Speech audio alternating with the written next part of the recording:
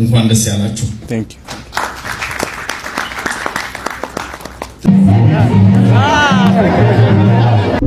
አዶናይ ላንተ ስኬት ማለት ምን ማለት ነው? ከራስህ አልፈህ ለሌላ መሆን። ሰበር ዜና ለአዶናይ ማስጠንቀቂያ ደርሶታል። የኢትዮጵያ አየር ኃይል አመራሮች አዶናይ እዛ ተገኝቶ ወታደራዊ ስነ ምግባርን ባልጠበቀ መልኩ ወታደሮችን ሰግጡ ፈምሱ በማለቱ ማስጠንቀቂያ እንደደረሰውና እንዲሁም ቪዲዮዎቹን በአስቸኳይ እንዲያወርዳቸው እንዲደረግ ማስጠንቀቂያ ተሰጥቶታል። ታዲያ ይህንን ያስነበበው ዘሀበሻ ነው። ታዲያ ዘሀበሻ ምንጮች የነገሩኝ ብሎ ባጋራው መረጃ ላይ እንደተመለከትኩት ከሆነ አዶናይን የጋበዙት የኢትዮጵያ አየር ኃይል ከፍተኛ አመራሮች ምርመራ እየተደረገባቸው እንደሆነና ተጣርቶም እርምጃ እንደሚወሰድባቸው ተነግሯል። አዶናይ ላንተ ስኬት ማለት ምን ማለት ነው?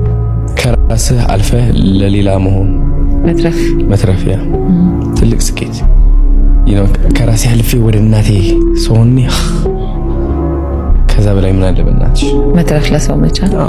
በመንፈሳዊ ደረጃ በዓለማዊ ደረጃ ስኬታማ ሆነ መንፈሳዊ የጎደለ ከሆነ ቻስ ምንም የዓለማዊ ምንም አይደለም። ዝም ብሎ ነው። መኪና ትኑረኝ አትኑረኝ፣ ቤት ይኑረኝ ገንዘብ ይኑር አይኑር ሙሉ ነኝ እኔ ባለሁበት ደረጃ። የዛኔ መንፈሳዊ ላይ ስኬታማ ትሆናለህ። ዓለማዊ ላይ ስኬታማ ለመሆን ግን መጀመሪያ መንፈሳዊ ስኬታማ እንደሆነ ታረጋግጥና ከዛ በኋላ መንቀሳቀስ ትጀምራለህ። ምንድነው መሆን የምትፈልገው? ለዚህ ዓለም የመጣ ነው። ለዛ ነው ብዬ አስባለሁ።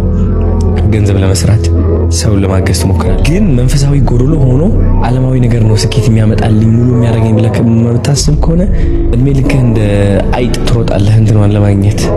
ወንድሜ ስማኝ፣ ከባድ የሆነ ህይወት ካለክ ማለት ነው ተመስገን ማለት አለብክ። ተመስገን። ከባድ የሆነ ህይወት የምትጨናነቅ ከሆነ ብዙ ችግሮች ከበዙብክ ተመስገን በል ብቻ። ምክንያቱም ለምን እንደሆነ ታውቃለህ ወንድሜ? ከባድ ህይወት ያላቸው ሰዎች መጨረሻ ላይ አሸናፊዎች ናቸው። ለምን? ምክንያቱም እነሱ ሰዎች ጠንካራዎች ናቸው። ጠንካራ ነህ አንተ። በስንት መከራ አልፈሃል። ትደብቀዋለህ እንጂ አታወራም እንጂ አንተ ወንድሜ በስንት ጭንቀት ነው የምታልፈው። አውቃለሁኝ እኔ። ልትሸውደኝ እንዳትሞክር፣ ምክንያቱም እኔም አልፌዋለሁ። አሁን ደግሞ ቆም ያለው እዚህ ላይ ማለት ነው። ጠንካራ አድርጎኛል ወንድሜ። አመስጋኝ እንደሆነ አድርጎኛል። በጥቂቱ ተደሳች እንደሆነ አድርጎኛል። እኔ ወንድም ገባካር። ስግጥ ፍምስ ለሁሉም ነው። ተማሪዎች በትምህርታቸው ሰግጠው በውጤታቸው ነው የሚፈምሱት። ከማን መሃል ነው የሚፈምሱት? ከአስተማሪዎች፣ ወላጆች ከነሱ ከሚማሩ ማለት ነው። ስፖርተኞች ስግጥ ግብድ ነው የምንለው። ሰግጣለህ ትገብዳለህ። እንግዲህ ስግጥ ብለህ ከሰራህ አመጋገብን ከተከታተልክ ኦፍ ኮርስ ስለዚህ አይ ቲንክ አሁን አይዲያው ገብቷቸዋል ብዬ አስባለሁ። ለዓላማህ ግን መያዝ ነው፣ እንደዚህ ጨብጥ አለመልቀቅ ነው እና ቴንክ ዩ ሶ ማች።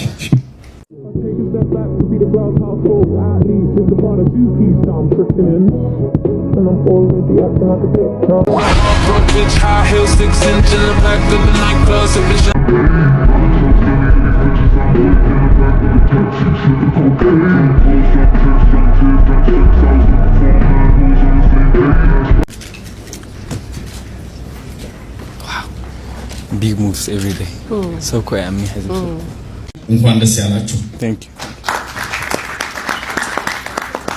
ትንሽ ስለ አዶናይ ልበል። አዶናይ የተወለደው በትግራይ ነው። ገና በልጅነቱ ነበር ወደ አሜሪካ ሄደው 17 ዓመቱ። ከዛ በኋላ ለ3 ዓመት ያህል ካናዳ ደግሞ ለ4 ዓመት ያህል ቆይቷል። ወደ ኢትዮጵያ የመጣው የደህና ቤተሰብ ልጅ ቢሆንም አባትና እናቱ በመቀሌ የታወቁ ሆቴል ባለቤት ኢንቨስተር ናቸው።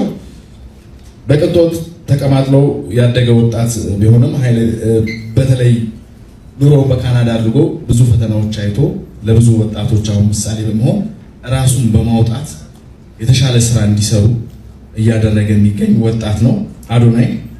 አዶናይ እንግዲህ በተለይ በማህበራዊ ድረገጽ የሚሰራቸው በተለይ በርካታ የሆኑ ስራዎች አሉ። በተለይ በጎ አድራጎት ወይም ሪስፖንሲቢሊቲ ወይም የቻሪቲ ስራዎችን እየሰራ አሁን ተጽዕኖ እያደገ መጥቷል። 3.5 ሚሊዮን ተከታይ ያለው ወጣት ነው። በብዙ ማህበራዊ ድረገጾች ላይ እንደምትመለከቱት በበርካታ ድርጅቶችንም ስራዎች በመስራት በተለይ ደግሞ የተቸገሩ ወገኖችን በማጉላት ተጠቃሚ እንዲሆኑ እያደረገ ይገኛልና እባካችሁ እስቲ አመስግኑት። ሰላም፣ እንዴት ናችሁ? ደህና ናችሁ ወይ? ሁላችሁም እኛን አክብራችሁ ስለመጣችሁ በጣም ደስ ብሎኛል። ባይገርማችሁ ይህ ቀን ለብዙ አመታት ተጠብቀው ነበረ። እንደ አንድ አዶናይ ህይወቴ ከመቀየር ያቆመኝ አንዱ ትልቁ ነገር ምንድነው መሰላችሁ? አንደኛ ነገር የኮንፊደንስ እጥረት ነው። ሁለተኛ ነገር በራስ አለመተማመን ነው። አይሳካልኝም የሚል አስተሳሰብ ነበረ። ከየት እንደመጣ አላውቅም። አይ ቲንክ አስተዳደግ ሊሆን ይችላል። ራሴን ለውጬ ሀገሬን ለመለወጥ ደግሞ ትልቁ ዓላማዬ ነበረ። ሀገር እንግዲህ ሰው ነው እንደምታውቁት፣ ስፔሻሊ ደግሞ ወጣቶች ናቸው የበለጠ ሀገር ብዬ የማስበው። እነሱን ካስተማርን እነሱን ከቀየርን ሀገርም የበለጠ ትቀየራለች ብዬ ስለማስብ ማለት ነው። የአፍሮ ሀብ ዓላማ ምንድነው? እኔ ስለምንድነው አዘ ብራንድ አምባሳደር ኤንድ ፓርትነር ወደዚህ የመጣሁት? ምክንያቱም ዓላማችን ስለሚተሳሰር ነው። የኢትዮጵያ ወጣቶች ብቻ አይደለም፣ በየትኛውም እድሜ ያሉ ክሪኤቲቭ ሆነው በራሳቸው ተማምነው ኮንፊደንሳቸውን አሳድገው የበለጠ ደረጃ መድረስ የሚፈልጉ ሰዎች ለነሱ መቆም ዋነኛ ዓላማችን ነው። ፍርሃታቸውን ማውጣት፣ ኮንፊደንስ እንዲጨምሩ ማድረግ፣ ራሳቸውን እንዲያሳዩ። እንግዲህ አሁን ያለንበት ዘመን እቺ ስልክ በጣም ታስፈልጋለች እንደምታውቁት። እኔ በዚህ ስልክ ነው ህይወቴን የተቀየረው። ብዙ ሰዎች ኢንፍሉዌንስ እና ተጽዕኖ እየፈጠርኩት ያለሁትም እቺን ስልክ በመጠቀም ነው። ስለዚህ ለወጣቱና በየትኛውም እድሜ ያለው ሰው ህይወቱን መቀየር የሚችለው እቺን ስልክ ተጠቅሞ ነው፣ በዚህ ዘመን ማለት ነው። እኛም ማወቅ አለብን ብዬ አስባለሁ። አይሾ ስፒድን ወደ ኢትዮጵያ ለማምጣት እየሰራን ያለ ነው። እንግዲህ ወደዚህ ገራሚ ሀመር ልንገባ ነው። ዩኒክ ቴንክ ዩ ሶ ማች ካርኔት የሚገርም መኪና ነው። በስማ